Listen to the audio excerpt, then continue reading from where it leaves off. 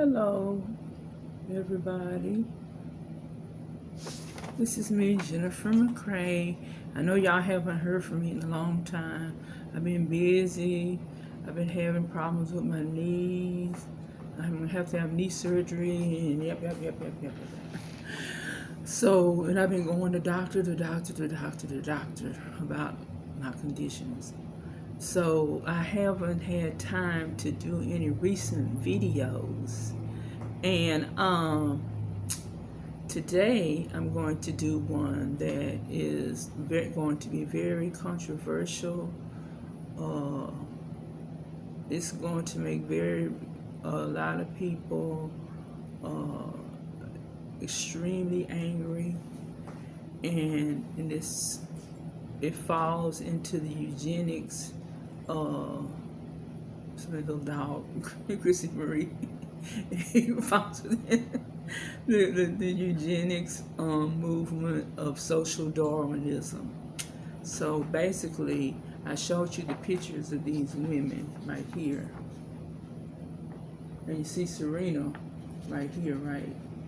And these are average looking black women.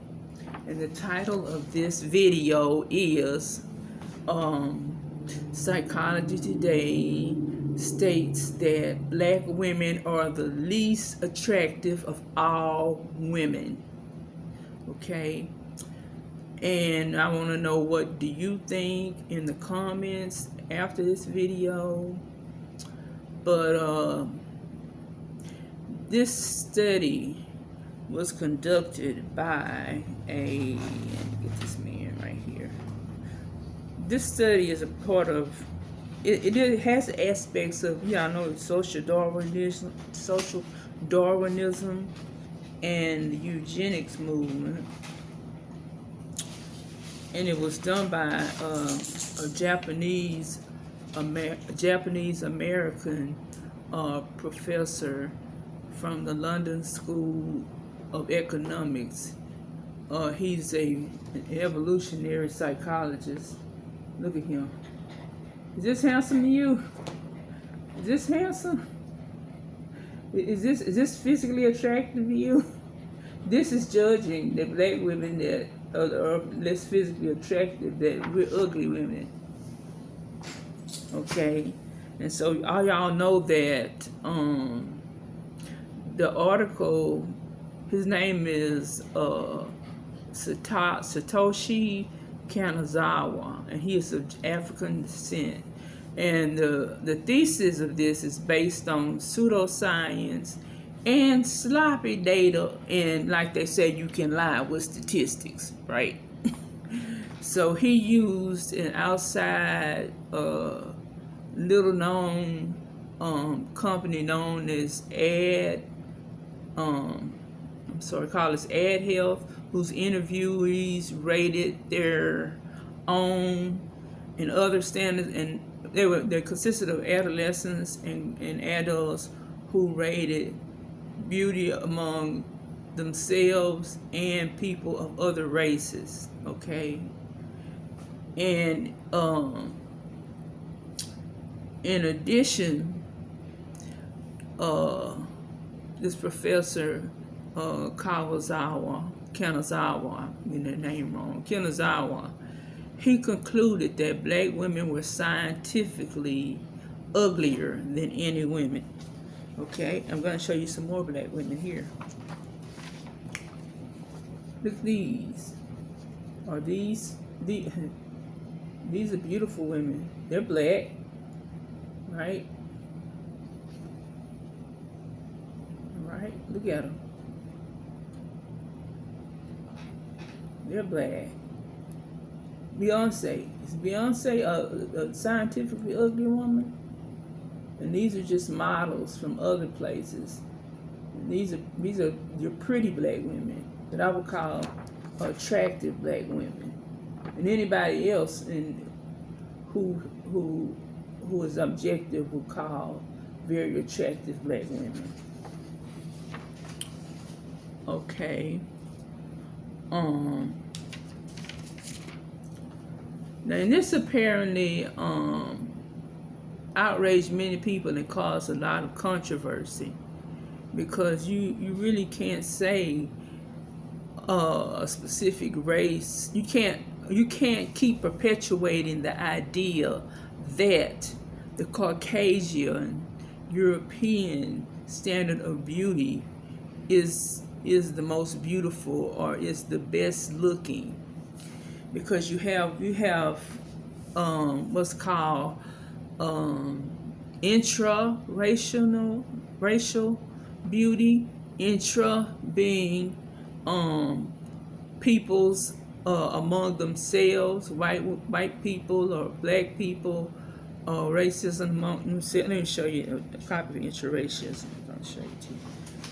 Okay, interracial beauties, and you have these white women here. Are these all interracial beauty? That's within the specific race of Caucasian. Are all these women beautiful to all white people? Look at the ones on the bottom. These fit the standard of beauty. What about these over here up on the top? Do they fit the standard of beauty? Okay. And these two right here, they also fit the standard of beauty of white women. And even within, like I said, intra-racially, peoples of a certain race regard people subsets. I don't know, the certain different ethnicities within their own race differently. Like even in this Professor Kanazawa study, they regard Chinese and Japanese as most attractive, where they would have Koreans, Filipinos, Thais, and other Malaysian people as less attractive, okay, or Indo-Chinese people are less attractive. So, and another thing with black women, we also have that. We have the legacy of racism, the legacy of slavery, which makes us more diverse than any other race on this earth. Okay, you have women who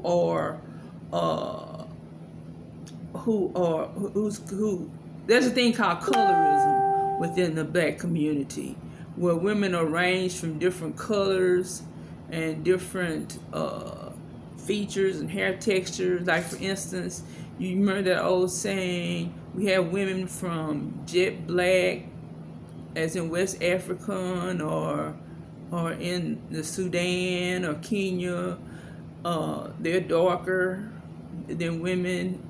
And then we have the other women, we have the medium women, who just fall between the African diaspora of women. And then we have the women that are light, bright, damn near white. And these are like the Creoles of Louisiana, which I'm part Creole. So, and some of them look damn near white. And in fact, my cousin's wife, Yolanda looks damn near white. Nobody ever knows what Yolanda is, because she's light, and then she has the features of a European person, and you just can't tell. Black people have different features too. That can be beautiful. You can be dark and have European features, and that can be considered pretty. Or you can be light skinned and have West African features, and be considered ugly. So we have this whole dynamic of colorism, featureism, and we have our hair texture. And also, y'all, I'm leaving out biracials because that category wasn't included, okay? And hair texture. Some black people have curly hair. Some black people have nappy hair. Some black people have wavy hair. Some black people have straight hair, like the some of the people from Northeast Africa. Some of those women are dark. They have European features, but they're dark brown and they have straight hair. So you can't really say that, you know, even among black women, there's this diversity of beauty. So, and for an outsider to come in and say this is very insulting, you know, and obviously it's not a very, it's playing on the eugenics, social Darwinism way of looking at things, okay?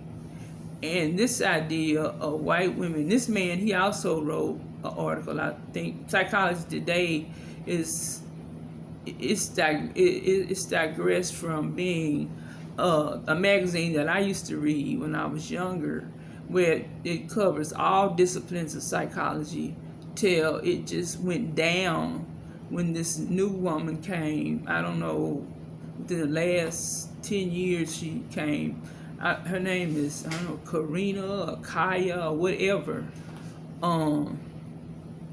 Perino or Perina or something like that. But all the articles focus on evolutionary psychology, and you can't really do that, because, like I said, even people who have who are the same race. Look at these women also. These are the Asian women. Okay. Look at these women here. He considers these women, white women and Asian women, as being these are the second most beautiful after white women, Asian women. And Asian women, you know, includes people from India and Pakistan and all those different places. So you see the diversity of beauty even among Asian women, okay? Then you have the Latina women, okay? You have the mestizo, which are the mixed, mixed white and Indian Latino woman. Then you have the white Latinas and the mestizos. She could be white or mestizo, okay? And then to go further, to insult the Latinas, they have black Latinas. Look at these. Look at the black Latinas. The black Latinas are beautiful too. And they're all black. They're Afro Latino. They call themselves Afro Latinas. Okay? So, and then you have white women that look like hell when they're 30. White trash women, that a lot of black men grab what you are. And they're a mess. You just saw pictures of them on there. But they're from the poor regions of Americana. So they're ugly women of all races, pretty women of all races. Okay, we talked about that. So for this reason, beauty and attractiveness is subjective. It's not genetic. And as the old saying goes, beauty is in the eye of the beholder, right? Okay. So, you know, there was a lot of criticism about this article, and it's leaning, and they're publishing this man's articles. All his articles have to do with racial inferiority of black people and superiority of white and Asian people and things like that. But there was so much criticism till you can't find that article. So much criticism, they quickly, within 24 hours, removed the article from the website. And this guy never apologized. He never he never clarified himself looked into the facts of intra-racial and interracial standards of beauty. So, and they also, people wanted him to be fired from his job as a professor at the university. But he's still at the university, but he hasn't written any more Psychology Today articles. But he was one of the editor, the evolutionary psychology track editors. And I rarely read Psychology Today because my psychological background is cognitive behavioral therapy, and it has nothing to do with how beautiful you are. It's how you think, and how your mind could make you, so you can use your mind to make yourself a better person. And that's the way Psychology Today was back in the olden days. It had like B.F. Skinner, which was a famous behaviorist. And, he had the Skinnerian conditioning. So it had different things in it. And it had gender issues in it, which it doesn't have much of now. It's mostly, excuse my dog, y'all. It's mostly evolutionary. But it hurt the magazine a lot when they turned towards evolutionary psychology and got racist, social Darwinist scientists to write, journal articles on it, and to be and perceive people as being, one group of people being less than another group of people. So that's what I was going to say. But what I wanted to tell you about is something that contradicts this Dr. Kanazawa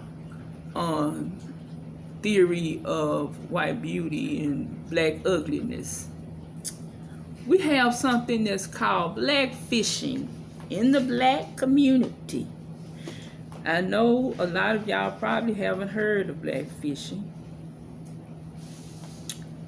And black fishing's primary ideal standard of beauty, the ideal model for this standard of beauty is Kim Kardashian.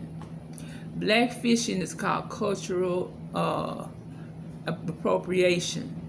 It's where white women try to make themselves look more like black women, okay? And they try to take on the looks, the actions of black women. So they do everything. I'm trying to get my thing here. Oh, okay. So here's some examples of black fishing here.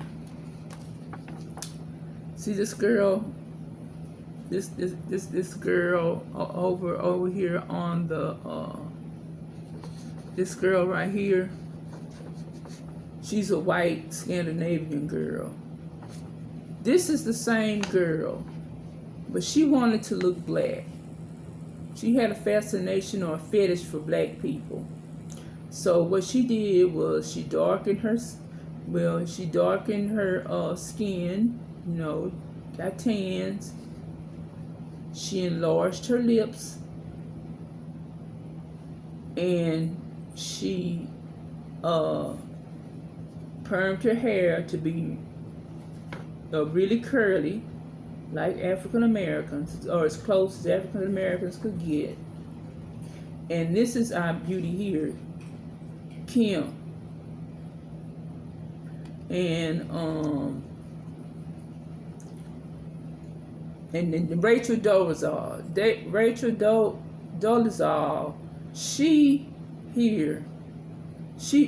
she's another one of our most famous black fishing females. She wanted to be black, and she went all out of her way. See, she got braids, colored her hair, she darkened her skin. She considered herself black until she was outed. But it's Kim Kardashian. She is the number one. She's the Marilyn Monroe of black fishing, because when she got with Kanye West and she and other black men, she must saw some beauty in black women that she was around. The lips, the full lips that the white women get and they get injected with, and specifically the tanning and the butt injections. They are notorious for getting those butt injections. Now we know if this was 1950, whatever, let's say a medium-skinned brown woman who had really kinky nappy hair and big breasts and a big buttocks, she would be considered ugly. But today in social media, having braids and tanning, white women are noticing and appreciating the beauty of black women. And this blackfishing, it contradicts exactly what that professor, that Japanese American professor, said, because more millennials and are going towards that the African American standard of beauty. In African American, we regard ourselves with different standards of beauty anyway, And another thing I wanted to touch upon that professor said, the reason why black women are the ugliest women scientifically is because they have more testosterone, which is a male hormone. He says it's been proven. I don't know. I don't take any of his stuff scientifically as valid or reliable. Who have more testosterone, and so that make them look more masculine. And the more masculine they look, the uglier they are. And y'all know the number one person that they always pick on here is Serena Williams, because Serena, she's dark. She has she's a muscular woman, but she still has curves. But they look at her and see a man, or say she was a man. I've even heard stories of saying the father said that they were boys and he turned them into girls. It's just stupid stuff. But anyway, Serena would be the one that they always pick on. They don't pick on Venus because Venus, she's tall and slim, whereas Serena, she's beautiful in another way. She's curvy and muscular. She's strong. So the more testosterone a man has, according to this Professor Kanazawa, the more attractive he is. So, ironically, he says that men of African descent are considered more attractive than men because of the masculinity and testosterone than men of other races. So I don't know. This is contradictory. It's very unscientific. It's pseudoscience. It's junk science. But I want to know what you think. Tell me what you think. Do you think black women are the least physically attractive of all races of women on this earth? Okay? And I would like to get some comments and feedback on that.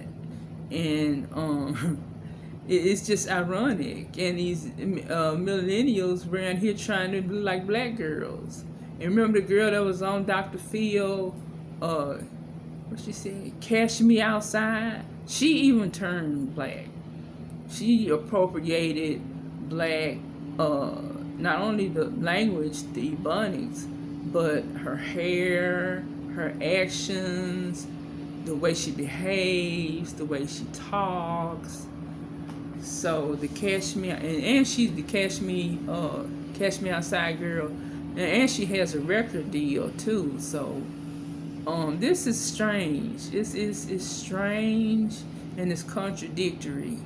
And it was fascinating to me because I thought it was just plain stupid, and and it would be easily debunked, which I just did, because the millennials want to look like because a lot of the millennial white girls want to look like black women. They want big lips, big butt, big everything, even afros.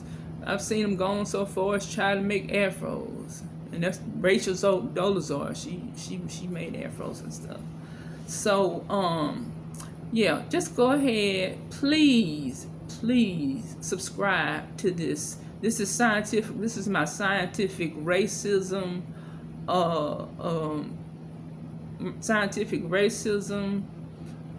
part of my collection of videos. And it, like I said, it touches on science and racism. And I just want to see what you think. So please subscribe, because I have other scientific racism videos in on my channel, and you can look at it in my channel. Subscribe to my channel, and I'm going to bring more and more these scientific racisms and mental health. I also deal with mental health issues to the forefront. And